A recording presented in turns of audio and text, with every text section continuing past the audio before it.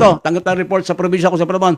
Tarlac Eagles Club nagkaloob ng cleaning materials sa San Pedro East Elementary School sa Rosales, Pangasinan. Narito ang balita ni Jude Briones. DZNU Radio.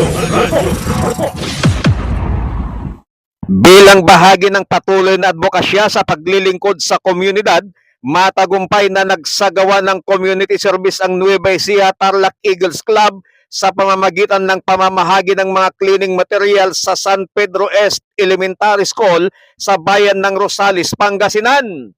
Pinangunahan ng aktibidad ni na Club President Egala Boche Gorospe at Club Vice President Egala Rande Grande sa ilalim ng pamumuno ni Northern Central Luzon General Luna Region, Governor Egala Eduardo Soriano.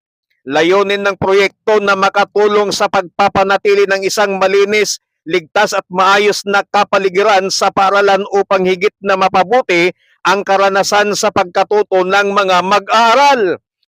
Ayon sa pamunuan ng Nueva Ecija Tarlac Eagles Club, ang naturang programa ay patunay ng kanilang patuloy na dedikasyon sa paglilingkod sa komunidad at sa pagsuporta sa sektor ng edukasyon sa pamamagitan ng mga makabuluhang gawaing pagkawanggawa.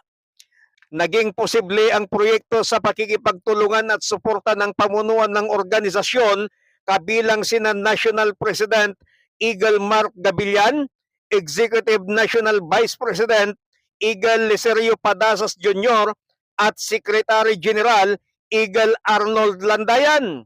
Patuloy namang isinusulong ng Nueva Ecija Tarlac Eagles Club ang iba't ibang programang nakatuon sa serbisyong pangkomunidad, edukasyon at kapakanan ng mamamayan bilang bahagi ng kanilang misyong Service Through Strong Brotherhood.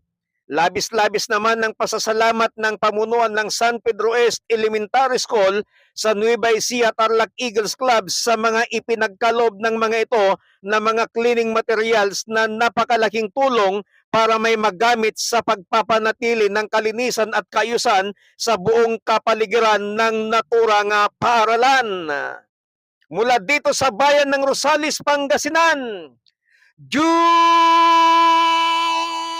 Briones nagulat para sa Target On Air sa DZME 1530 ang Radyo TV.